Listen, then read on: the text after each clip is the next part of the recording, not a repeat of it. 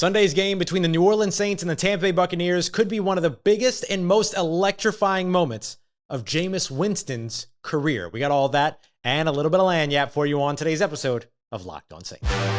You are Locked On Saints, your daily New Orleans Saints podcast. Part of the Locked On Podcast Network, your team every day.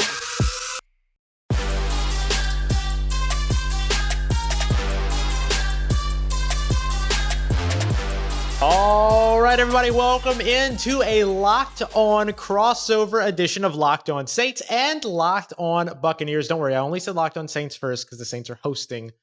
It's only because they're hosting. All right, calm down, David. We are very, very excited to be here with you and to bring you all the information that you need ahead of this Tampa Bay Buccaneers and New Orleans Saints matchup. As always, we are part of Locked On Podcast Network, your team every day, covering both these teams every single Monday through Friday. We appreciate you so much for making us your first listen on Locked On Bucs and on Locked On Saints. You've got David Harrison at dharrison82, host of Locked On Bucs, and myself, Ross Jackson, at Ross Jackson NOLA on Twitter, host of Locked On Saints. And today's crossover Thursday is brought to you by our good friends over at Prize Picks.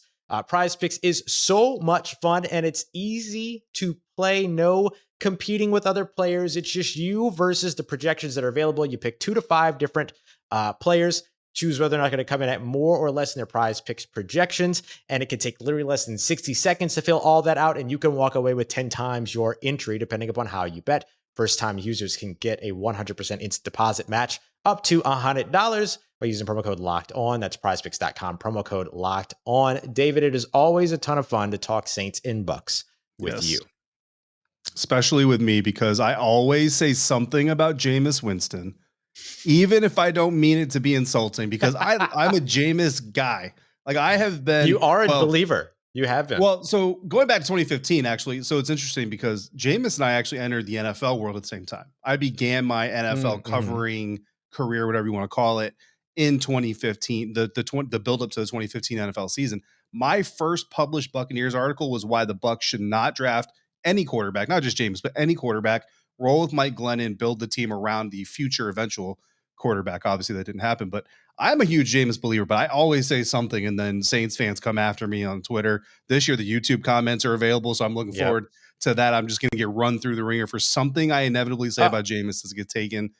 You already just picked Mike Glennon over Jameis Winston. I'm just highlighting that. I'm just highlighting that. I don't mean anything by it, but I'm just saying if you're looking for something, there it is. There you go. Not even 5 minutes in, we're already done. It's over. David Harrison hates Jameis Winston. David Harrison chooses Mike Glennon over Jameis Winston. I can see the headline now. I might even write it over at USA Today Saints Park. There you go. So as we dive into our crossover Thursday, we always start with the biggest story for each of these teams. I'm going to be talking about Jameis here in a little bit, but before we get to that Jameis breakdown for you, David, over in Tampa, what's the biggest story coming into this game for the Bucs? You know, it wasn't this when I woke up Wednesday morning, but looking at the initial injury report coming out Wednesday from both the Bucs and the Saints, it's the health of the receivers or the lack thereof. Right. Mike Evans, Chris Godwin, Julio Jones, Russell Gage, Brashad Perryman, your top 5 wide receivers for the Tampa Bay Buccaneers, all on the injury report. Calf, hamstring, knee. Like, you know what I mean? And hamstrings, you know, like a sprained ankle, ain't nothing to play with, right? Like it's interesting. Mike Evans, you know, I think Mike Evans is just more precautionary than anything. Julio was able to play through the Dallas Cowboys game, so I expect him to probably be fine. Brashad was on the field as well, but I mean, for a team that let go of Tyler Johnson and now he's with the Houston Texans, like, look, like, I don't know, Houston, like, hey man, you're playing for ties. Are you open to like a 7th rounder for Tyler Johnson? Let's bring him back on to the roster and see if we can flesh out a team. So yeah, I mean, when I woke up Wednesday morning, I wasn't expecting this to be the biggest story for the Buccaneers. But now, I mean, Tom Brady had a rest day on Wednesday, but really it's because he had no receivers. Like, you know, you're not going to throw Tom Brady out there to throw number one, you know, reps to Scotty Miller. You know, no offense to Scotty, but yeah, it's just crazy how many receivers are on this injury report. But again, coming from the school of the Patriots, Tom Brady, and just the games that Bruce Arians, old school coaches like Todd Bowles like to play, I mean, honestly, all but Chris Godwin could actually be perfectly healthy, and they're just playing mind games with the Saints too. It's an interesting thing, right, to watch it, because the Saints sort of have a similar injury report. I mean, like I mentioned, this is kind of an injury novel going into this one. But I think most of those are Matt Rhea's new kind of approach to, oh, are you hurting? Great, sit down. We'll see you in a couple of days. Like that's just kind of been their very cautious approach. For me, the biggest story going into this one is Jameis Winston. It's simple. It's easy. It's plain as day for me. It's Jameis Winston. Jameis played in the Caesars Superdome last year against his former team, the Tampa Bay Buccaneers, for the first time, and then had the season-ending ACL injury that sent him on almost a year's worth of just grinding to get back to the football field. And he did it at a timeline that no one expected. He was out there for OTAs, not just present, but participating. He's out there during the regular season when most people were saying, oh, they signed Andy Dalton so that they could start Andy Dalton. No, he played, and he played his tail off in the fourth quarter. Really the whole game, but he played his tail off in particular in the fourth quarter, almost perfect against the Atlanta Falcons. And now here he is again, second game of the season, still effectively coming back from that ACL tear. In a usual timeline, he would still be in the rehab process. But Jameis is out on the field, and he's going to be ready to go this weekend. And it's inspiring to see.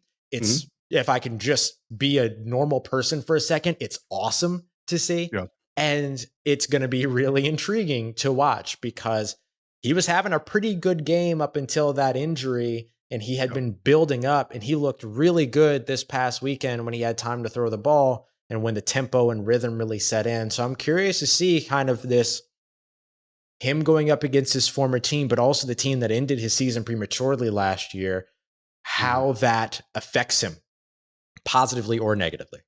Yeah, absolutely. I mean, but talk about inspiring and amazing from a human standpoint. Also as amazing is Jameis Winston dancing with the crutches in his hands at the end of that I was going to say, I'm kind of disappointed that if he gets the W, I hope he just brings the crutches and does the crutches back anyway. He's perfectly healthy. Just bring him back anyway. Just do it. And just to reiterate, Devin White, not a dirty player, zero ill intention in that play. It was he's just trying to make a football play. I agree. But yeah, man, I mean, look, Jameis has always been an inspiring guy. Like I go back to his rookie season and they came in and everybody's like, look, we're not looking for Jameis to be the leader of the team right now. We just want him to be a quarterback, get his feet. It was like week 4. Like, all right, Jameis is the leader of this team, guys. We're all going to follow what he does. I mean, that's just what Jameis does. He inspires people. He motivates people. Just he draws. He's got that kind of energy, right? But then you look at the Buccaneers side too. Chris Godwin, same boat, like coming back from his ACL as quickly as he did.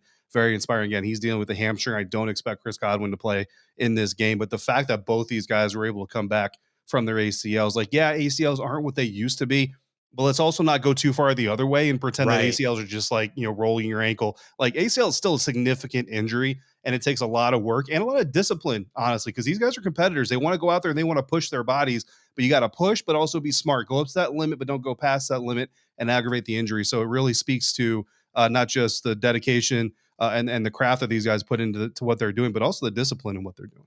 Yeah, absolutely. Coming up next, we're going to dive into our key matchups here between the Saints and the Bucs. David just told you about the litany of wide receiver injuries, and even if all of them aside from Chris Godwin are able to go, it could still have an impact on the game plan, and David's got a pretty good idea of what that might mean for the Tampa Bay Buccaneers run game. We'll get to that and much more as we continue on with this crossover episode of Locked On Bucs and Locked On Saints. But first, I'm going to tell you about Turo, Turo, the world's largest car sharing marketplace. And David, I don't know about you, I kind of hate the process of renting cars. You go, you jump on the website, you gotta, here's a price for a midsize, here's a price for a family car, here's a price for a luxury car, all that stuff.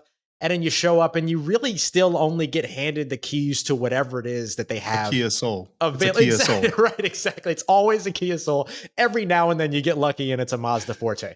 But we're better than this. We're better than this. And sometimes you need to be able to get the vehicle that perfectly fits your trip. And that's where Turo comes in. Because if you're looking for a spacious SUV for a family trip, maybe even a minivan, you can make sure you get exactly that. You want a classic or a luxury car for a special event, or a really you're excited about a date, you got a date out of town, whatever it might be. You can make sure you get that car, as well as just an economy car to help you get from A to B. They serve everywhere, USA, Canada, and even the UK. I might even call these guys up when I'm in London for the Saints and Vikings game. So that's because I'm not trying to mess around with all of those boring rental agencies. Instead, Find your drive at Turo.com. All right, everybody, continuing on with this crossover Thursday edition of Locked On Bucs, Locked On Saints. We appreciate you so much for making us your first listen of the day every day, your trusted sources for all of the biggest stories around your favorite teams in less than 30 minutes. David, we've broken down the biggest stories for both of these teams. Now let's get to the key matchups. You mentioned the injuries to the wide receiver room as your biggest story. How do you feel like that potentially impacts the matchups that you're keeping track of going into Sunday's game? Well, I mean, it's going to be huge because the emphasis this season is protecting Tom Brady. And I know that's not a surprise to anybody. If you have Tom Brady on your team, the emphasis is protecting him. And when you look at this offensive line and their new 3-man set on the interior of the offensive line, I think a little bit too much has almost been made of it, to be quite honest with you. Like Shaq Mason coming in, like there's kind of this like feel around the national media that seems to be like Shaq Mason is like some scrub that the Buccaneers just dug up from bagging groceries like Kurt Warner and put him on the offensive line. Like, no, this is an NFL lineman who protected Tom Brady before. Like, there's a pretty good chance Tom Brady is the one who said, hey, Jason, Shaq is the guy that I want to bring in here. Robert Hainsey had a really great offseason. I mean, we had the ability to get some great insight from Fox Sports' Carmen Vitale. He used to be a Buccaneers staff writer. She knows these guys really well, was going around to offensive line camps all off season and really got in depth with Robert Hainsey's workouts this offseason. So we know how much he's done. So, I mean, it's not like a ragtag bunch of that interior line, but it's still a fairly unproven interior line that lost a little bit of juice with Ryan Jensen. But still, even with that, my key matchup in this game, Ross, is actually the other side of the trenches for the Buccaneers, and it's that Bucs defensive line going up against that Saints offensive line. And I love the way that you do on Locked On Saints, where you kind of break down all this stuff and talking about Grady Jarrett, just kind of wrecking things. And I'm looking at Grady and I'm thinking Vita Vea, like, bro, like if Grady can eat, then Vita should be able to eat. And that's a big dude. But this Buccaneers defensive line has starved against New Orleans Saints in the Todd Bowles era. And I'm not talking about head coach. I'm talking about defense coordinator into being a head coach. Ross, how many sacks did the Falcons get on the Saints last week? 4. The Tampa Bay Buccaneers have 6 sacks. Nice. 6 regular season contests against New Orleans Saints. The Atlanta Falcons, with Grady Jarrett and a bunch of what other people think are Shaq Mason-like players, got almost as many sacks against this New Orleans Saints offense than the Buccaneers have had in their entire tenure under Todd Bowles. That is not Todd Bowles' defense. I need that Buccaneers defensive line, Akeem Hicks, Vita Vea, William Golston, and the rookie Logan Hall to step it up and help get that organic upfront pass rush so that Shaq and Joe Tryon-Shoyinka, Devin White, Levante David, Mike Edwards, as they mix it in, can come and do something. We need at least 4 sacks from this defensive line for the Buccaneers to shake this voodoo that the Saints have over them. Yeah, that's going to be a huge piece throughout all this, is kind of the makeup of all of that. And the thing that's really interesting is that Grady Jarrett and that Atlanta Falcons defense getting 4 sacks in this game was kind of completely unprecedented, considering that they had 18 the entirety of the 2021 season. So it was a little bit unexpected to see all of that. And I think understandably so, because they just haven't been that good on the defensive side. So, and what I keep saying over here at Locked On Saints is this Tampa Bay Bucs front is better than the Atlanta Falcons front. There's like no doubt about that. So you have to be able to get the trenches solidified there. Okay. My key matchup, and come on, you know where I'm going. You know where I'm going. It's Marshon Lattimore and it's Mike Evans. Like it's must-see TV every single time. The thing about it is that I feel like Mike Evans got a little bit of juice last year between these two players. Up until they met one another in 2021, the 2 games last year, Marshon Lattimore versus Mike Evans went like this: 9 receptions on 20 targets, 1 touchdown, 1 interception, 45% completion percentage, and then 77.3 passer rating when targeting Mike Evans. So pretty good there by Marshon Lattimore. However, in the first game that these two met last year, it was 2 receptions for 48 yards, including a 41-yard reception and a touchdown.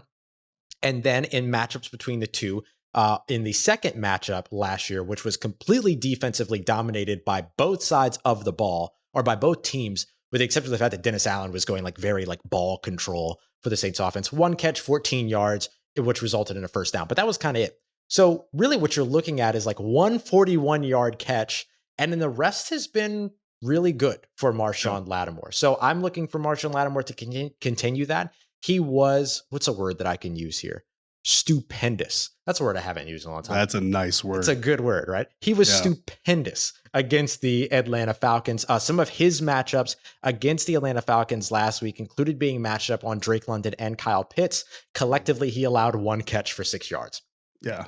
Pretty good guy. I mean, that's like Buckeye caliber football. You know what I mean? Yeah. That's Ohio State caliber football, and what he's done to Mike Evans. You know, generally speaking, I think you mentioned the highlights, but he's kind of like generally put Mike Evans in this Texas A&M versus Appalachian State situation, which we know App State is obviously the juggernaut in that whole 100% situation. I need to give you a shout out though. Now that you brought up the Dennis Allen win last year over the Tampa Bay Buccaneers, his first win as an NFL head coach. Shout out to Ross Jackson again early this week on Locked On Saints for not only throwing shade at one of the teams that I cover, the Locked On Bucs, by talking about Dennis Allen's first head coaching win coming against the Buccaneers, but also the Locked On Commanders and the Commanders team that the New Orleans Saints had a massive comeback win against last year, last year when they were, under a different team name or whatever, but not one, but both of the teams that I cover shaded by Ross Jackson this week in the Locked On Saints. There's levels to this podcast game, Ross. y'all. It was stupendous, honestly. Levels. All right. So those are the big matchups. We have a little bit of time here. What about maybe a secondary matchup that you're watching? Yeah, my secondary matchup, and I'll go a little bit quicker on this. Saints fans are going to love everything I have to say here. Leonard Fournette against that Saints rush defense. Look, 23 touches, 137 yards against the Dallas Cowboys. Unfortunately, no touchdowns, but Leonard Fournette, I nicknamed him in week 1. Love to see it, Lenny, because you just love to see everything that he was doing. The man had like 5 or 6 explosive plays just on his own in that game. But here's the thing. Leonard Fournette has played 5 career games against New Orleans Saints. Never rushed for over 100 yards. His career high is 72 yards in one single game. 0 touchdowns, rushing or receiving, no touchdowns. Ross, this man has more pass attempts against the Saints than he has touchdowns against the Saints. Now, to be fair, Lenny has only had 20 touches in one game. That came in October of 2019 with the Jags. He's got like 3 or 4 single-digit touch games as a Buccaneer. So really, that those numbers are skewed and slanted a little bit because of those factors. But bottom line is he's never won against the New Orleans Saints. So Todd Bowles as a Buccaneer coach has never won. Bruce Arians since he arrived, Tom Brady, Leonard Fournette, these guys have never beaten the New Orleans Saints. So in the regular season. In the regular season, yes. I'm glad you said that. Bucs fans are going to kill me. These are all regular season numbers, guys.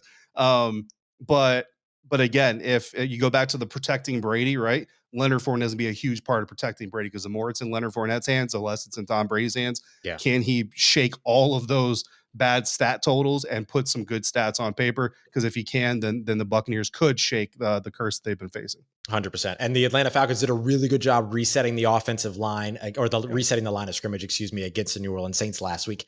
Can't let that happen if you're the New Orleans Saints defensive line with a better offensive, well, not necessarily a better offensive line, but I'll say that a better offensive line. Yeah. And a better running back, honestly. I mean, Cordell Patterson's a converted guy.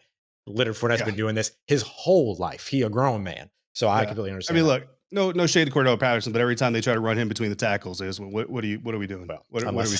Unless it's against the Saints last week. He had a lot of success up that A-gap, man. It was those A-gaps, man. It was a problem. Broken clock is right 2 times a day. Right? There you go. My kind of smaller matchup that I'm watching, which is still a pretty good narrative here.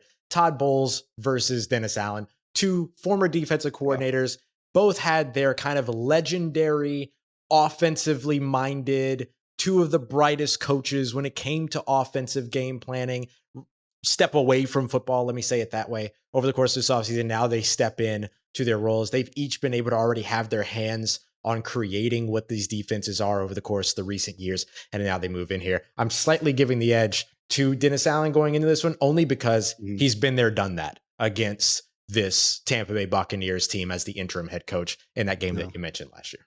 Right. Thanks for bringing that up again. It is my pleasure. Coming up next,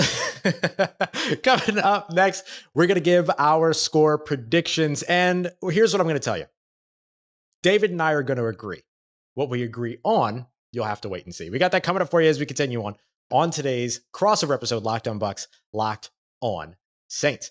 The line for this game, according to our friends over at BetOnline, is -2.5 for the Buccaroos. So actually, the Bucs are favored here. The Saints are home dogs in this game in their home opener here in 2022. Now, those of you who are Saints fans that are watching and listening, you have an opportunity to make a difference in that, of course, at the Superdome. But if you can't be there, or if you don't have the opportunity to make that difference in being in the Dome, you can still get in on the action by heading over to BetOnline, where you can go ahead and bet either for the Saints or the Bucs to cover, the Saints to win, for the Bucs to only win by 1 point. There's a whole bunch of different ways you can go about it. And you can even bet on whether or not the Tampa Bay Buccaneers are going to score more than 10 points in this game, because twice over the course of the past 2 seasons, they haven't. David, they haven't. So that's a thing that you can also check out over at BetOnline. And of course, there's more. NHL, MLB, NBA, even, of course, with the season right around the corner. Everything that you need in terms of your betting needs, you can find at BetOnline, where the game starts. All right, everybody, wrapping up this crossover Thursday edition of Locked On Saints and Locked On Bucs. David Harrison at DHarrison82, co-host of Locked On Bucs. Myself, Ross Jackson at Ross Jackson Nola here on Locked On Saints. All right, David. So let's get to our score predictions to wrap all of this up. As you look at this game, the Tampa Bay Buccaneers coming to New Orleans. Again, the Bucs are -2.5 point favorites. So 2.5 point favorites in this one. Where do you go? Where do you see this game? How do you see it shaking out? Yeah, I mean, first and foremost, I'm actually really surprised the Buccaneers are favored in this game. When I looked up that line myself, I was surprised. I was honestly very surprised. I know the roster, you look at the Bucs roster, Saints roster, you say the Bucs are more talented, but that's been the case since Tom Brady arrived, at least, and moving forward. But the Saints continue to find a way to get this done. So I have this analogy, right? The only thing worse than what the Buccaneers have done in the regular season in the last 3 years against the New Orleans Saints is me playing Call of Duty. I'm terrible at Call of Duty. Right. Now, I hang my hat on, I've been to real war. Right. And I was successful. You've been there. The Bucs hang their hat on, well, we won in the playoffs. And we got a Lombardi, right? So there's a similarity here. Mm-hmm. But unfortunately, the Buccaneers, the similarities might continue. And as I continue to be terrible at Call of Duty, the Buccaneers have a trend going. And the trend is this. The anomalous games come in Ray J. 9-0, 38-3, 34-17, getting doubled up. Those all happen in Ray J. In the Superdome, the Buccaneers still lose, but they're more traditional scores. 36-27, 34-23, 31-24. The trend here is the New Orleans Saints put up 31 points minimum.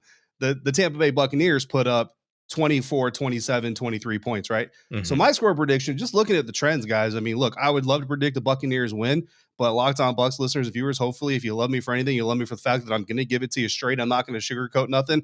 I got Saints 31-24, man. I can't. Mean, the roster is better. The Bucs roster is better, period. Mm-hmm. I mean, my favorite first-year head coach this year is Todd Bowles. My second favorite is Dennis Allen. My second favorite would have been Byron Leftwich of the Jacksonville Jaguars. Didn't Jaguar that whole thing up, but they didn't hire him. So he'll be my favorite first-year head coach next year. Mm-hmm. But you look at the trends, man, and I mean, Tom Brady hasn't made the difference. Todd Bowles has been there. Byron's been there. I mean, Todd Moore has been there. Like, these guys have all been there, and just game after game after game in the Superdome, the Saints score 31 or more. The Bucs struggle to score more than 27. 31-24. It's where you have to go.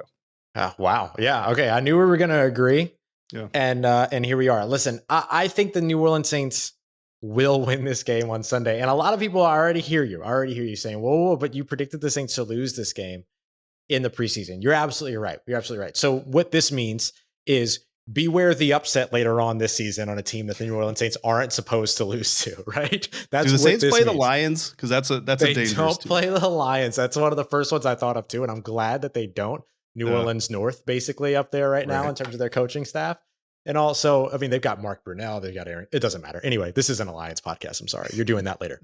For this game, I think the Saints can actually pull this game with a win. And the thing that I think will make the difference is, and the thing that changed my mind, it was seeing Michael Thomas all throughout training camp and just how ready this guy was, but then watching it all come to fruition against one of the NFL's best corners in AJ Terrell. just this past weekend when it mattered the most. I mean, down 16 when some wide receivers would, I don't know, take their jersey off and exit, dancing in the back of the end zone. You know what I mean? And so like there are all of these things to where like Michael Thomas, I'm sorry, I had to do it. Michael Thomas didn't need to be that guy in that moment, but he absolutely was.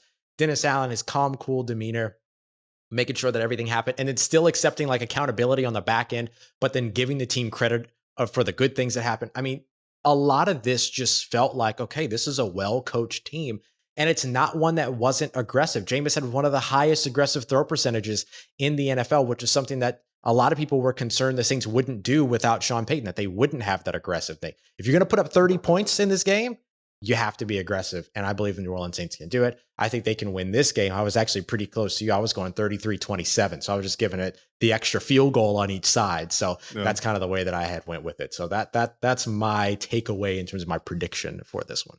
Yeah. There's only two things that I could foresee the Saints stopping the Saints. That is the salary cap finally catching up to them and they have to release everybody. Stop it. And for some reason, the Saints believe they have this tight end that can play quarterback snaps or take quarterback reps. It's insanity. It'll never work. 57-yard run. It'll never work. I tell you, it'll never work. All right. So we threw a lot of information at you. So on these crossover Thursdays, we like to make sure that we're recapping everything for you. So let's recap here everything you need to know about the Tampa Bay Buccaneers traveling to take on the New Orleans Saints. David, biggest story for the Bucs coming in.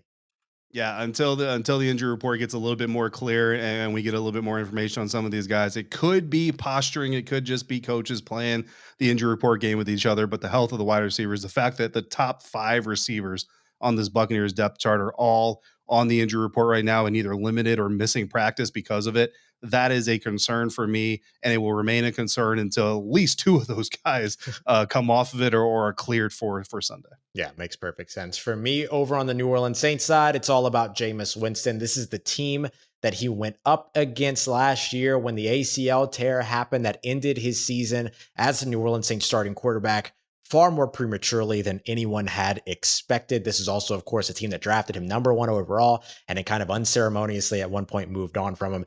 There's a little bit of a revenge factor here. There's a little bit of a combat factor here. There's all of that. So how does that end up impacting Jameis, who started to answer the revenge factor question early on in last year's game when he was injured, seemed composed, seemed positive, seemed like everything was there for him. Now he has this other kind of bug with being in the dome where it happened, going up against the same defensive personnel, all these other things. So it'll be interesting to sort of see how that impacts him going into and throughout this matchup. Now, biggest key matchups that you're watching over on the Tampa Bay Bucs side, David.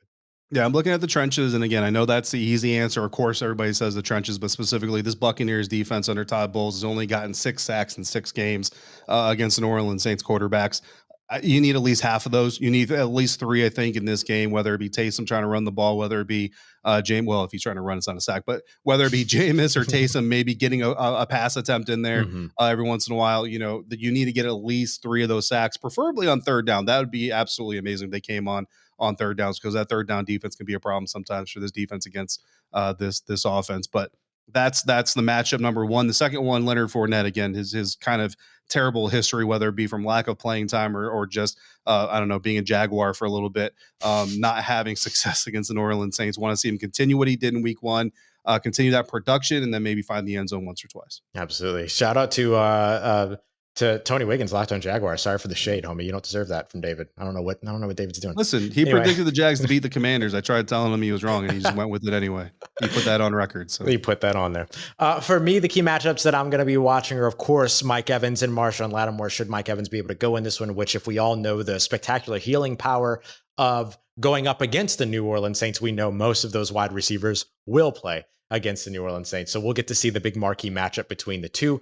Just as a quick recap, ahead of last year's matchups against the Tampa Bay Buccaneers, Marshon Lattimore in 13 games had only allowed 9 catches on 20 receptions for an average of 51.4 yards per game.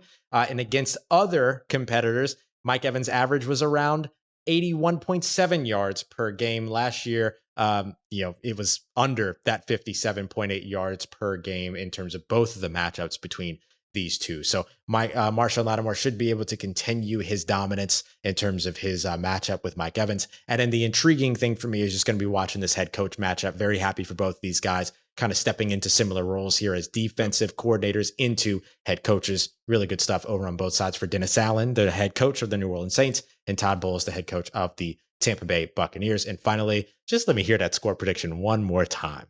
Saints 31, Bucs 24. You love to hear it.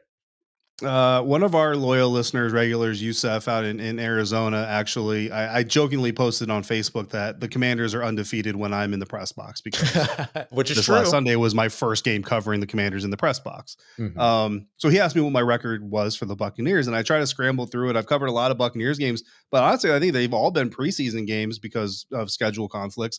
The only regular season game, I believe, if my memory serves correct, that I've covered was actually while Jameis was still there, was against the Arizona Cardinals in 2019, and the Bucs won. So if I'm correct, the Buccaneers are undefeated when I am in the press box in attendance. I will be in New Orleans to invade Ross Jackson's personal space this weekend, which means my prediction may not be correct because I am said good luck charm.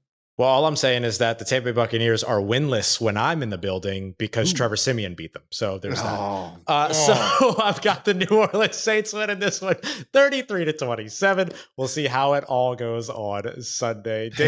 Painful, emotional damage, Ross Jackson. That's what I'm here for, man. I'm here to throw the punches.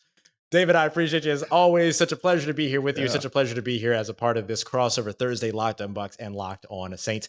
Coming up tomorrow, make sure you get the final previews from both the Bucs and Saints podcasts to get you ready for this Sunday's matchups. What both of these teams need to do to walk away with a win. Until then, we appreciate you very much for making us Locked On Bucs, Locked On Saints your first listens of the day every day. For your second listen, make sure you go and check out the Peacock and Williamson NFL show. All of the expert NFL analysis you need in less than 30 minutes wherever you get your podcast. We appreciate you so much. And for David Harrison at DHarrison82, I'm Ross Jackson at Ross Jackson NOLA. Appreciate you very much for being here with us for another crossover Thursday as part of Locked On Podcast Network, your team every day.